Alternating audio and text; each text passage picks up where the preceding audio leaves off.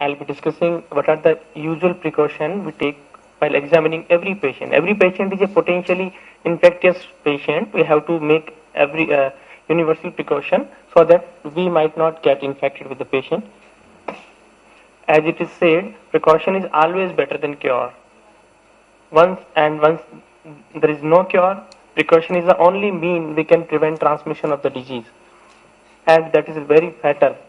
So that is so important to practice some kind of general precautionary measures while doing examination or operating. Basically, CDC, Center for Disease Control and Prevention, and Occupational Safety and Health Administration, OSHA in USA, were the initial bodies who advised the guidelines that were regularly modified according to the needs.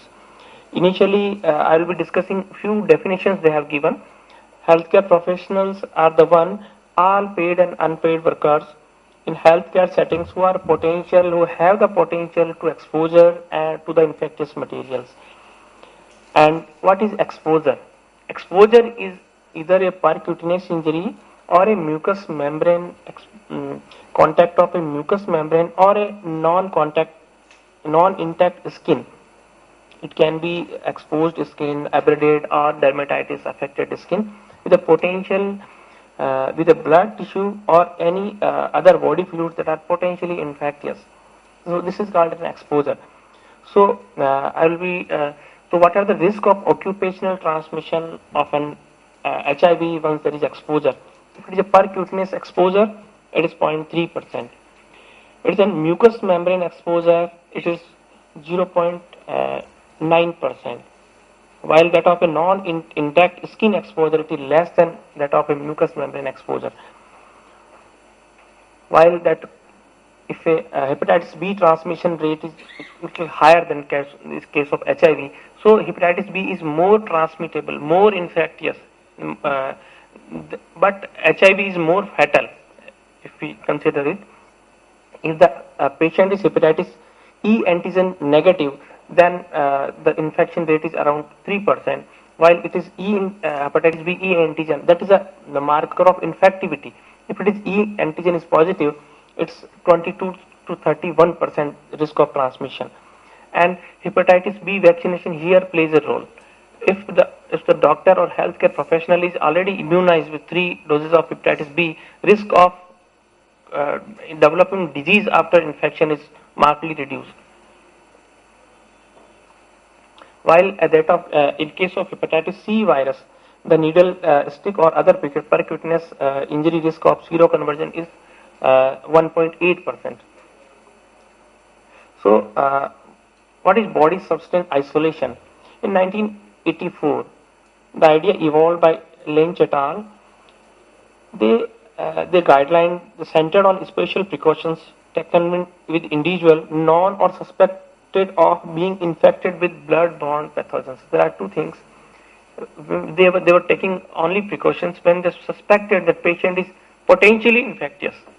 Now our thinking has changed. We are thinking every patient is a potentially infectious. In 1984, our approach was only take certain precautions when we think that patient is potentially infectious to a certain blood-borne disease.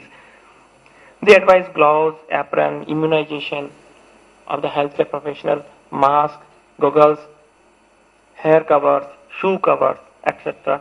for prevention of transmission.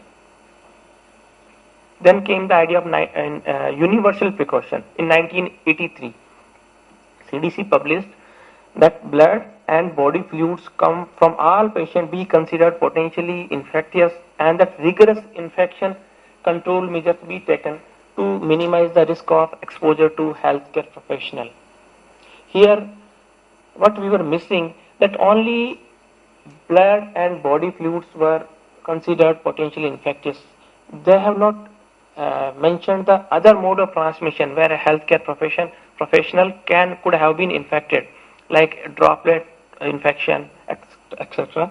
So in 1996, WHO coined the term standard precautions. In the standard precaution, they have taken included both the body substance isolation as well as universal precaution, and they included in every possible mode of transmission to the disease from a potentially infectious patient to a healthcare professional. They included, they synthesized the idea synthesized the major features of universal precaution and body substance isolation. It in universal precautions mean only from the risk of transmission of blood-borne pathogens, and body substance isolation integrated the transmission risk of transmission from moist body substance and other means of transmission. And standard precaution applies to blood, that is the most important, the source of infection to the healthcare professional. Semen and vaginal secretions, these are less exposed, so are little less implicated. And CSF, synovial fluid, peritoneal fluid, pericardial fluid, pleural fluid, and amniotic fluid are the other body secretions, body fluids that are considered potentially infectious. But the standard precaution does not apply to, unless the secretion is grossly blood stained. Does not apply to feces, nasal secretion, sputum, sweat, tear, urine, and vomitus. Salivary secretions are considered potentially non-infectious, but dental procedures are an exception and required implementation of standard precautions. So WHO has included certain features of in the advise health policy, promote a safety climates, and develop policies which facilitates the implementation of infectious control in our work setup. And health hygiene. WHO recommended hand washing, frequent hand washing with soap and water if the hands are visibly soiled and exposed to spore forming organism is strongly suspected, or using after the restroom. Otherwise, if the resources permit, perform hand rubbing with an alcohol-based preservative. What they have advised.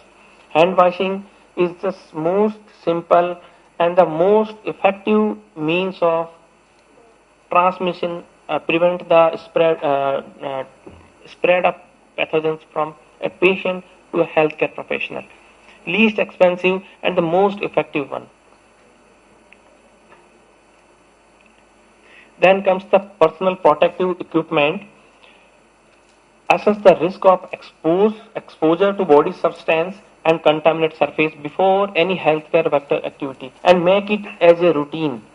Select PPE based on the assessment of risk of we can use clean non-sterile gloves, clean non-sterile body fluid resistant gowns, mask and eye protection equipment, or a face shield, because there can be splashes of blood at times. So these are always required. And patient care equipment, gas or steam autoclaving for 5 to 10 minutes in one of the soaked in one of the solutions. Hydrogen peroxide, 10% solution of sodium hypo, that is common household bleach, or 70% ethylene or isopropanol. Instrument disinfected in this manner should be rinsed in water and thoroughly dried before reusing them. Then comes the idea of respiratory hygiene and cough etiquette. That is that has not been included in universal precaution. That has adopted in standard precautions. Education of healthcare worker, patients, and visitor, covering mouth and nose while coughing and sneezing. Hand hygiene after contact with the respiratory secretions, and special precaution for person with acute febrile respiratory symptoms. In ophthalmology, basically how to make a sterile a tonometer tip. That is the instrument that comes in contact with the patient from the next patient to third patient. So this is where it is important. A 5 to 10 minutes soak in 3% H2O2 or a 1/10 dilution of household bleach is enough for that tonometer tip. Alcohol-based preparation have known to damage the tonometer tooth, so they are preferably avoided. There is no evidence of HIV transmission through contact with tears or instruments used to examine these patients. And contact lens installation can be done in the commercially available cleaning method and solution that are supplied with a particular type of contact lens. Then post-exposure prophylaxis, Dr. Diksha will be covering in detail. I'll be just mentioning a few highlights.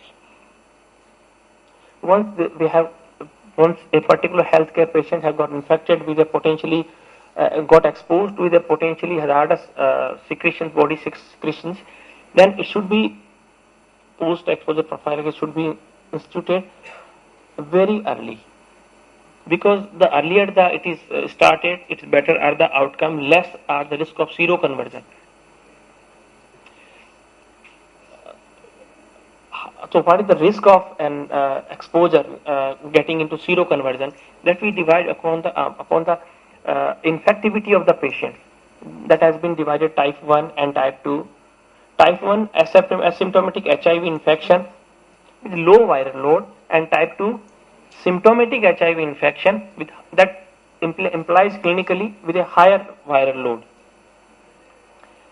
And percutaneous exposure less severe and more severe. Less severe with a solid needle and superficial injury, and more severe with a hollow needle, needle stained with blood, deep puncture. These are the certain clue that can give. So these are the very gross chart that shows if it is less severe exposure in type 1, start 2 drugs PEP. If it is class 2, start extended to 3 drug PEP, post-exposure prophylaxis basic regime. I will be just naming that later on. If there is no HIV, source is negative, there should be no no post-exposure prophylaxis. In a more severe cases, in class 1, 3 drugs, and class 2, expanded 3 drugs post-exposure prophylaxis for 4 weeks.